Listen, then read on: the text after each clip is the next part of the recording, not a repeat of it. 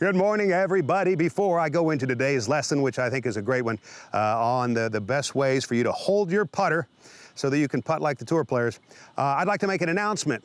Ian Parnaby, who is our Callaway rep, as well as a club fitter, as well as a golf professional, he and I are putting on a wedge fitting short game clinic this coming Friday at 2 o'clock, and that's December 6th, 2 to 3:30.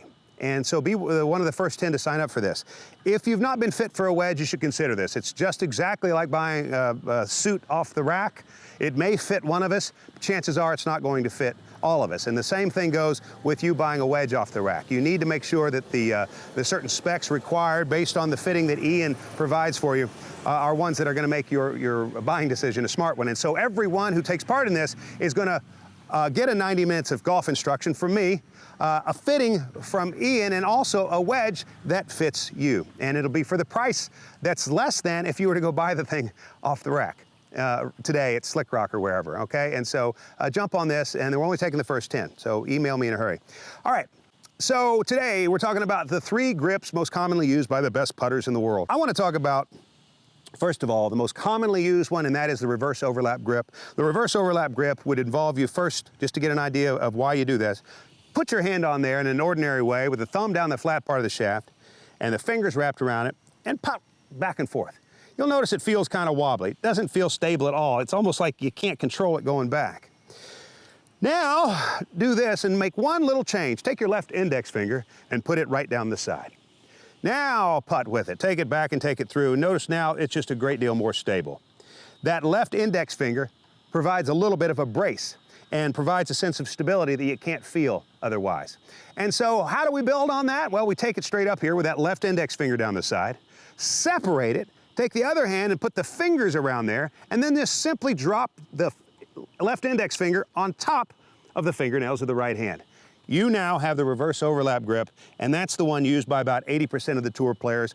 A slight variation. Someone might move their finger from here to here or whatever, but that is a reverse overlap grip and probably the best place for you to start.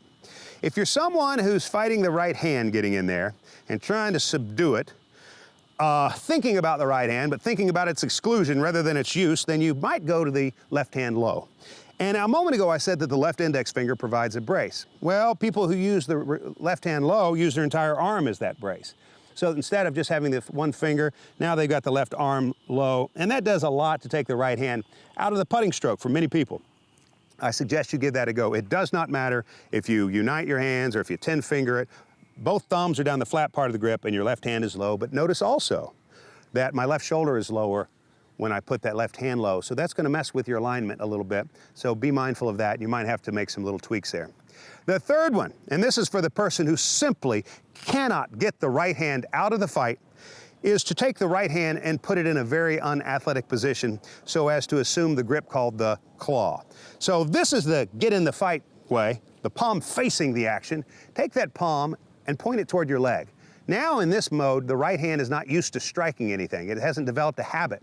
Look at the gap between the thumb and the base of the hand, and that area in between is where you'd like to put the back of the putter.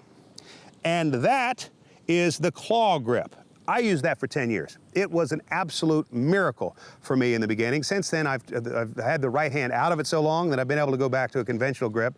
But that claw is a great place to go if you simply can't get confidence any other way. So let me say it one more time. The first grip is the reverse overlap grip. Left index finger down the side, create space between that, put your fingers in there, both thumbs down the flat part.